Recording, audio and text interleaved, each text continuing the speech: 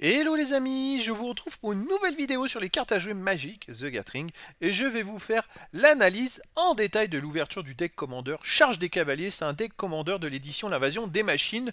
Vous avez pu voir la vidéo sur ma chaîne YouTube hier. Je la mets sur le côté comme je le fais pour chaque analyse, mais vous avez le lien dans la description de cette vidéo, à la fin de cette vidéo. Donc je vais tout vous dire sur ce deck en détail. On va voir le nombre de cartes différentes, on va voir la valeur totale, les cotations des cartes, la valeur totale de ce deck. Je vais vous donner plein d'informations et de statistiques sur la rentabilité au final de ce deck. Alors, tout d'abord, c'est un deck blanc, bleu et noir. Le prix d'achat environ 42,50 €. Alors, je dirais à la sortie, c'est les prix de sortie. Mais après ça évolue et c'est souvent une hausse de prix pour les decks Commander. J'ai rarement vu des baisses, j'en ai jamais vu quasiment de prix. Par contre c'est toujours des hausses de prix. Donc c'est un produit qui marche très bien. Le contenu, c'est un deck de 100 cartes, plus un booster collector, plus un compteur de points de vie, plus un dé planaire et 10 cartes planchesse. Ce sont des cartes grand format, des cartes de terrain grand format qui font partie de la collection justement de cette édition-là, Invasion des Machines, en version Commander. Elles ont le logo de cette version-là. Elles sont appelées planchesse parce que c'était les premiers formats, je crois qu'ils sont sortis en 2009, plus grands, mais il n'y a pas vraiment de rapport, c'est surtout des cartes de cette nouvelle édition. Hop, on va aller voir maintenant le détail des cartes obtenues. Alors il y a 450 cartes dans l'édition Commander, c'est quand même pas mal. Grâce à ce deck, les amis, vous voyez, il y a du blanc, du bleu, du noir, puisque c'est un deck blanc, bleu, noir. Je ne sais plus si on l'avait mis ici, blanc, bleu, noir, voilà, tout simplement. Il y a surtout pas mal de couleurs blanches en cartes, 17 sur 17 différentes, 6 bleus, 13 noirs différentes. Bon, il y a des multicolores, quelques incolores et une trentaine de terrains. Au total, sur 95 communes, il y a 26 communes différentes, ce qui fait 27% des communes, 20 peu communes sur 90, 22%, 40 rares sur 217, 18%, et 5 mythiques sur les 48 de l'édition, 10%, ce qui fait 91 cartes différentes sur 450, 20% des cartes de l'édition. Voilà, ça s'adresse de cette façon-là, surtout aux collectionneurs, en sachant que vous avez 91 cartes différentes de cette édition. C'est pas rien, et c'est plutôt intéressant pour les collectionneurs. Allez, les prix. Alors j'ai assez détaillé, j'ai commencé par le côté commandeur. Donc on a 15 communes commandeurs pour une valeur de 3,61 €, 24 centimes de moyenne. Les communes planchaises, il y en a 10 de cartes planchaises, 6,81 €, 68 centimes de moyenne.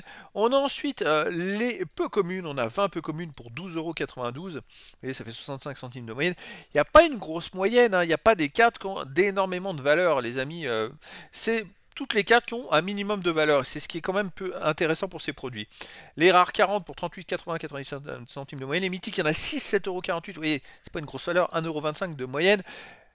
Voilà. Mais l'ensemble de tout fait que la valeur générale de tout le produit, en plus ce sont que des cartes différentes, donc c'est encore plus intéressant, fait que voilà, il y a une certaine valeur. Et c'est encore plus intéressant parce que les achats de cartes vont être, je dirais, fait sur le long terme quand il n'y aura plus de deck en vente par les collectionneurs, mais sur le court terme c'est aussi fait par les joueurs qui veulent récupérer certaines cartes qui sont un peu plus intéressantes que d'autres et sans avoir à acheter 2 fois ou 3 fois le deck tout simplement. Donc c'est vrai que c'est pour ça que les prix minimum vont pas évoluer, ça peut qu'augmenter dans le temps. Alors pour l'invasion des machines, on avait quand même dedans 19 communes pour 1,23 € sur tous les terrains, 6 centimes de moyenne. On a aussi une peu commune pour 12 centimes d'euros.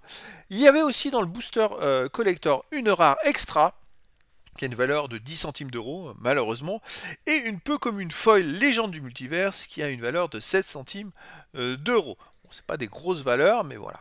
Le compteur de points de vie, 1 €. Les jetons, il y en a 10, 1,64 €. Carte publicitaire, il y en a 2.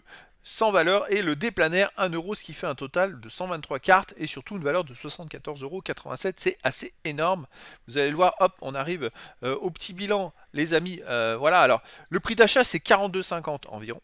Mais celui-là, à mon avis, va augmenter le prix d'achat, car c'est pour l'instant le deuxième deck le plus rentable pour l'instant. Et puis je pense que vu la rentabilité, les amis, vous voyez, 123 cartes, 74,87 € de valeur, ce qui fait une rentabilité de plus 32,37 €, ce qui est énormissime, ça fait plus 75% de plus-value.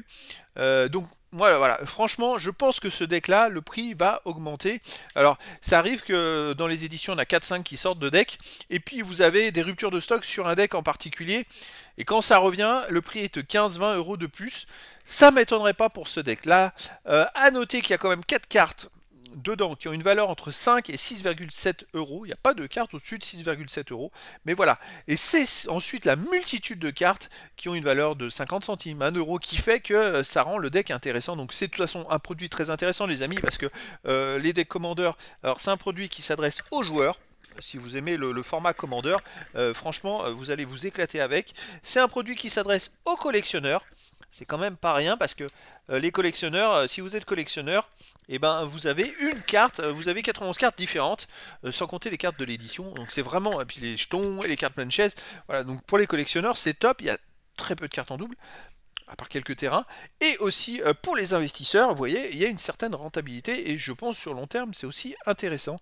Donc encore un beau produit et une belle rentabilité pour ce deck. Donc voilà les amis, demain je vous donne rendez-vous pour la 3e ouverture de deck. Ça sera le deck menace grandissante. Voilà les amis, et ben écoutez, je vous dis à très bientôt pour une nouvelle vidéo.